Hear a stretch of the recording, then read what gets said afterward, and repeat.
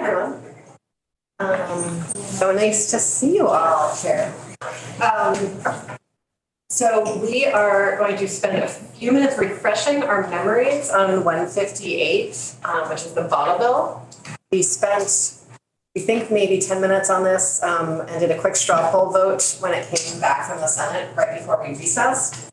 But Natural Resources just heard it for the first time, and it's gonna come back to the floor today or tomorrow, and so just wanted to have it all be somewhat fresh in our memories because it had completely faded from mine, for instance. So we're gonna do this like lickety split. We already did a straw poll, and the results of the straw poll were 10-2-0. 10-2-0 in the final days of the session, but just wanted to have a little update. So, you want to join us, Michael? Thank you.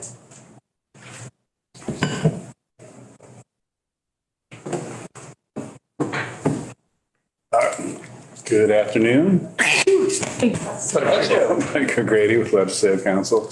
You just want me to summarize the changes that were proposed by the Senate? That would be great. Thank you. There is a side-by-side on your committee's web page with the actual language of both the House passed and the Senate proposal. The first difference between the two is on page 7 of that side-by-side. There was testimony in the Senate from small vineyards and other small manufacturers that they did not want to be required to redeem their containers at a place where they sell small retail location. So a manufacturer distributor that sells directly to a consumer from a retail location would not be required to redeem the beverage container. The retail location where the manufacturer distributor sells contains less than 5,000 square feet. It was really the vineyard saying our direct-to-consumer retail locations are really small. And if the bottles are coming back to us at these retail locations, we won't be able to basically have the space to do redemption. So the Senate proposed to put in not that they're exempt from the beverage container deposit. They still are. They still need to manage their deposits, et cetera. They won't be required to redeem at their direct-to-consumer retail location that's less than 5,000 square feet. Okay. Moving on from there, page 16 of the side-by-side, the agency requested some additional tools if the stewardship plan, the PRO, was not meeting its redemption rate. And so the language gives the secretary the ability to require the producer responsibility organization to implement activities to enhance the rate of redemption, including additional public education and outreach, additional redemption sites, or additional redemption opportunities. And then the next change is really a revenue change. It is on page 18 of the side-by-side. You may recall that the House passed version had an automatic escalator of the beverage container deposit if the category of container did not meet its redemption rate in 2 consecutive years. That deposit would increase by 5 cents for that category. The Senate received a lot of testimony in opposition to the escalator, including from the agency, and they proposed to remove it and instead have a report back from A&R annually, or part of their annual report, a recommendation whether the beverage container deposit for any of the categories should be increased. So we had many conversations about sort of giving over some degree of our power versus sort of the policy desires. Great.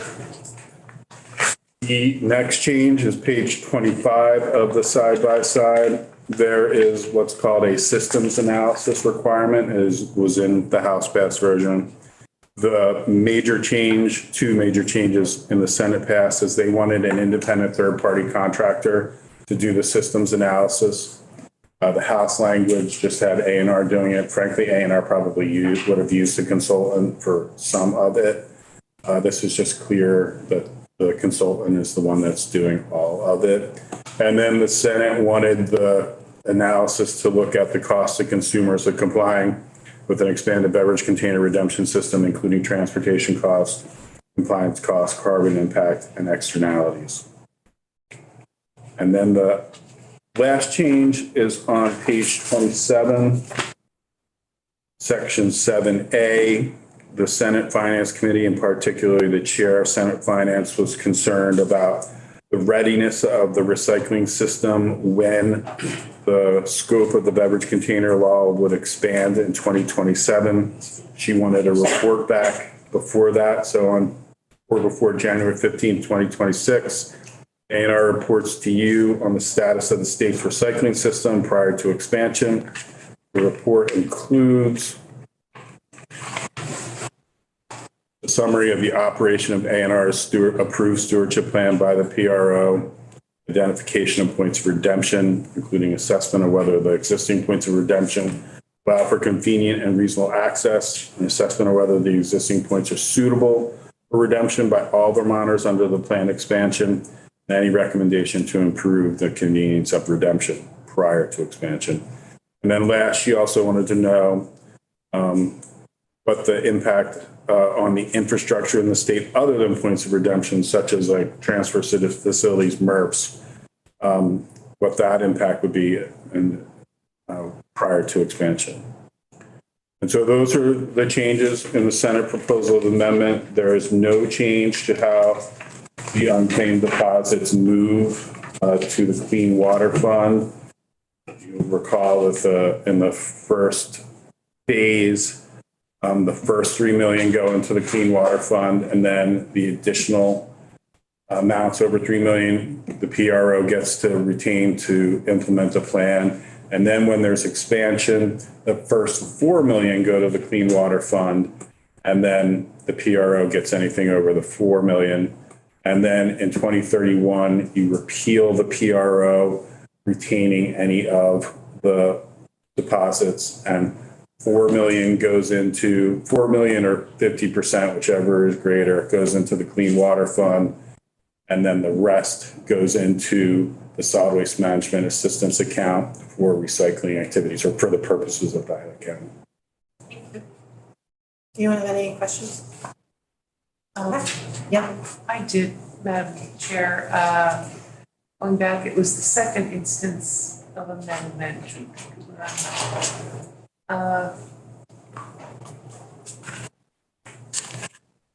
Page 16.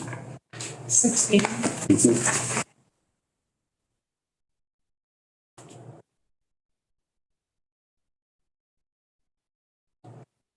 Oh, I know. Producer responsibility organization. Are we, what is that? Just remind me. I know I've seen that. So it's the manufacturers of and distributors of beverages that are required to work together to form a plan for the collection and disposition of beverage containers. Okay, so that's something they form this organization on their own. They know they have to, so they. Well, it's dictated that they're required to. Okay. Okay. And then the secretary can require them to do certain things. That's what this is saying, right? So the PRO has to have a plan, a stewardship plan to implement collection and recycling and disposition of the containers, the materials. A&R approves that plan, and A&R can require amendments to that plan. So this is clear that if they're not meeting, the PRO is not meeting its redemption rate, A&R can require additional activities, including additional redemption sites, education, in order to raise the redemption rate to a suitable level. And the producers are the guys that bottle or create the liquid? Both. Right, the ones that actually manufacture the liquid, and then those who distribute it as well. Oh, they're both. Yes. All right, good. That's helpful. Thank you. Anything else from you? Okay, thank you. We already voted, so we're not going to vote, and appreciate you both coming up to work with us on that. Before we finish up, I would just love to have a committee conversation about informal policy projects people want to work on over the summer. We don't have a single study committee coming out of our work, which feels like a minor ways and means miracle, and I'm proud of us. I think it's been a few summers since that happened. Joint fiscal has a few reports assigned to them, but that won't be done until later in the session. Later in the summer. So I have a few on a list, and I know some people who are interested. This is like not a formal process. It's like, if you all want to, you would keep in touch with each other over the summer and talk to stakeholders about it over the summer. And we're just saying it publicly so that we can all coordinate amongst ourselves. And if anyone pays attention, they can also pay attention. But like no big systems here. So telecom and all that we sort of opened up with Maria Royal, like the second to last day of the session.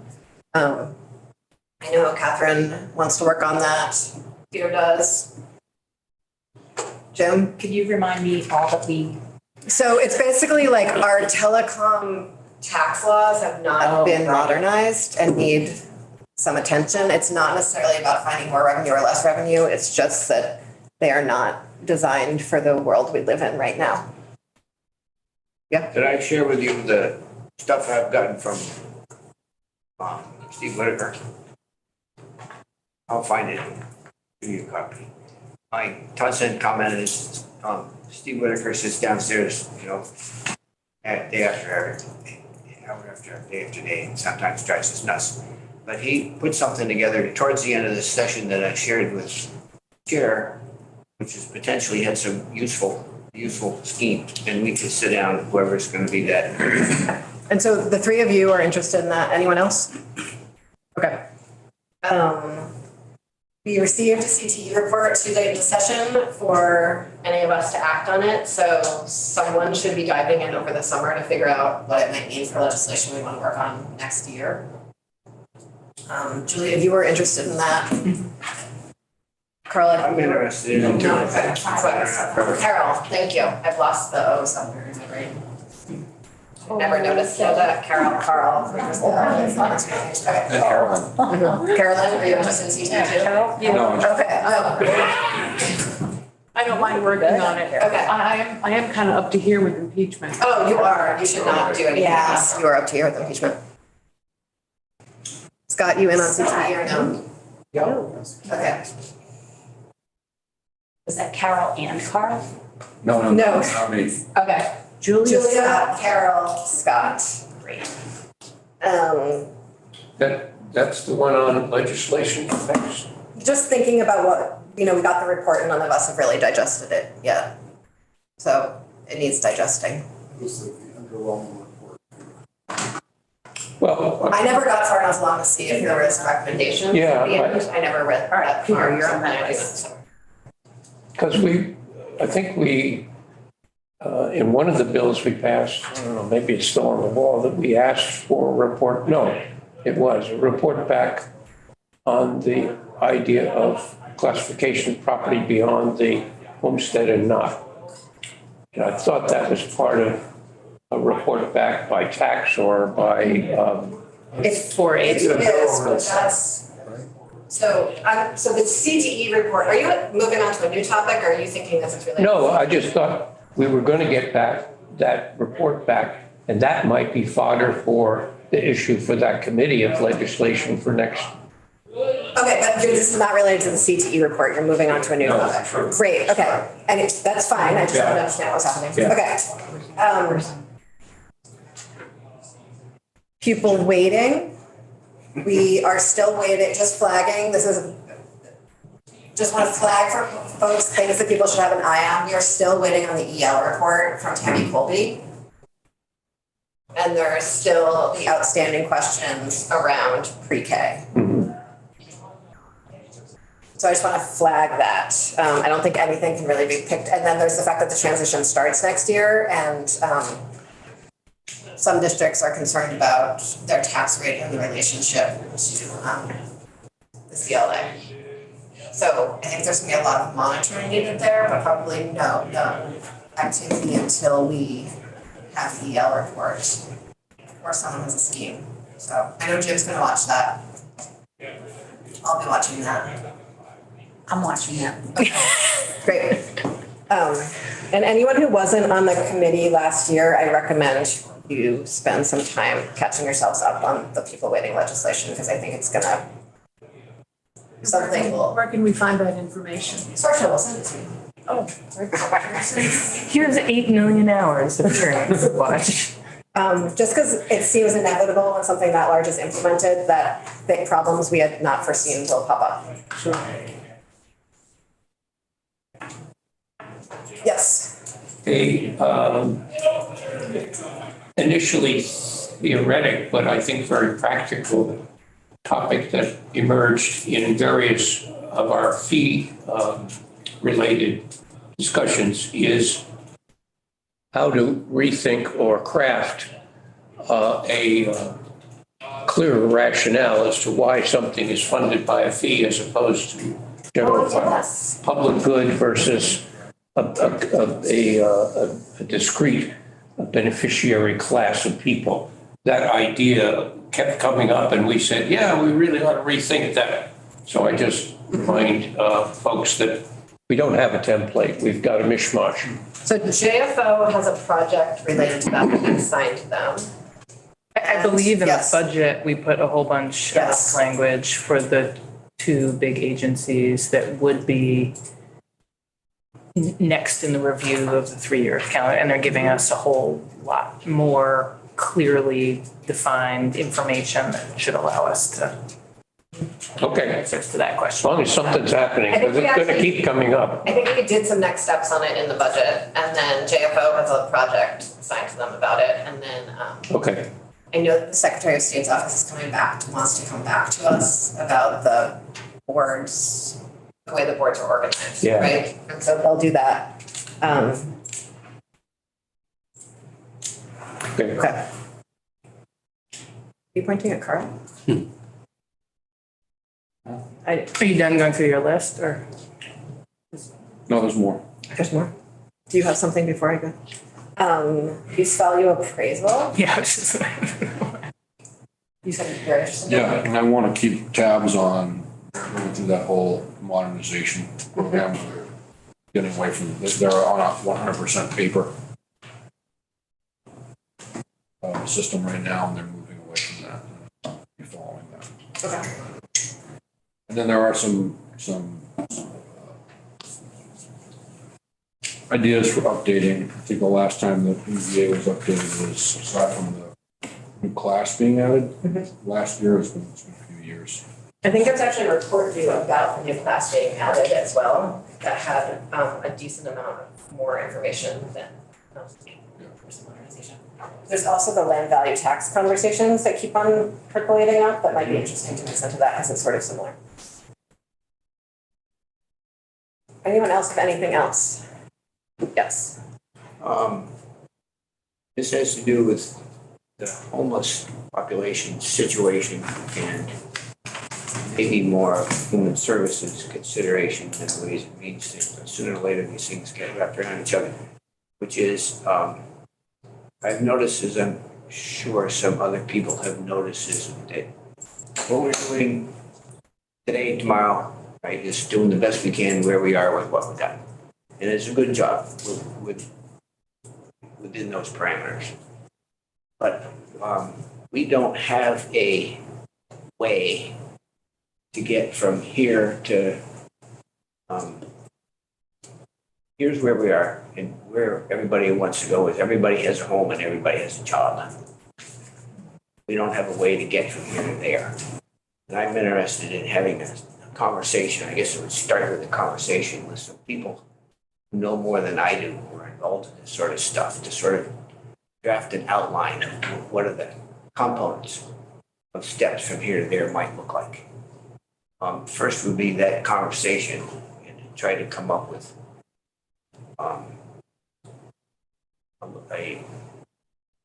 an outline, a matrix or something, what the components might look like, and then sort of figure out how we might get there, using what we have and what we don't have.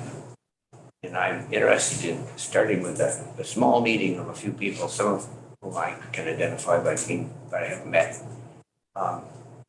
and see how that might go. And I'm curious to start that with not an overly large group, because we'll end up with a camel. I mean, you know the joke about a horse, just, you know, you got it right. But anyway, that's something I want to work on when we get out of here. And I think that's a really important thing to work on. I think part of what is in the bill asking joint fiscal to do is sort of like a backwards strategic planning process. Yeah. But I agree it's bigger than that. I think it's pretty far outside of our jurisdiction unless one day someone says we Understood. need money for this, but Just the person who's interested. totally. I'm also interested, just a person, yes. But anyway, I'm out there thinking about that, I guess, or something, and And my question for the group is, I don't want to name names, but there was a writer whose name would be familiar to you, who had a little article in several of the papers last week about this Vermont Saves program. Oh, yeah. And in that article, the person wrote that the state was going to be taking money out of people's paychecks without their okay. My understanding from Commissioner Pichek, when he was in here talking with us about that program, was that there was a form that would go out with these folks, especially new hires, but also people that are already employed, and they would say yes or no, I want to participate or don't in this savings program, which is supposed to be a retirement program. And then also people who have the guys with pickup trucks who drive around and do plumbing, or those independent workers. Contractors. Yeah, they would also be able to participate. So did I misunderstand that, or was this writer correct, that the state starts taking 5% out of everybody's check right now? So I would check in with Commissioner Pichek, but employees are automatically enrolled in the program. That's how it's set up, but people can opt out. And there's a huge, and there's all this research that the opt out causes much higher participation. And there's also, the money is set aside for a period of time so that folks have time to realize that it's happening and opt out and get their money back before it's invested, which I thought was brilliant because it's the kind of thing that like you might not notice until like 3 paychecks down the line, you know, and people can still get their money back at that point. There's a lot of sort of mechanisms for opting out, but people are automatically opted in. That's the bill that we voted on. Yeah. Only if the employer says, I'm in. That's optional. But once I don't think that's optional. okay, An independent contract, they're gonna figure out the independent contractor part. I just want to clarify, you can always get your money back. It's Yes. always Yeah, your money. yes, You can yeah. always fully Thank you. withdraw it. There's no penalty. It's a post-tax money, so. There would be a penalty if you withdraw. Is it pre or post-tax? No, It's all post-tax money. it's a Roth. I think we all need to spend a little bit more time with Commissioner Pichek. It's a right. And I think we should It's a right. stop talking about the bill, because it seems like none of our memories are that sharp. So, Okay. maybe someone can write to him and ask him to send us a summary. That's a great idea. Great, thank you. Phil. Okay, thank you. Okay. Thank you. And I think with that, we are, yes, Carol. Well, I was thinking Fun about ideas. tax policy, and land use and environmental protection and pollution and things like that. So we would, how those things align. Beyond use value systems or? Yeah, I mean, there's nothing wrong with that. What else can we do to incentivize, Vermont keeping its working lands open and compact development patterns and wildlife corridors? Cool, okay.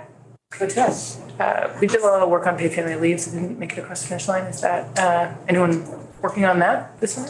It feels like more of a political project than a committee project, so I wasn't gonna bring it up here. I imagine people will be working on it this summer. Anyone else? Y'all are awesome. Thanks for a great year. I feel much calmer than I did at previous time we all said goodbye to each other. I don't even know if we officially said goodbye to each other last time. Raised out of the building.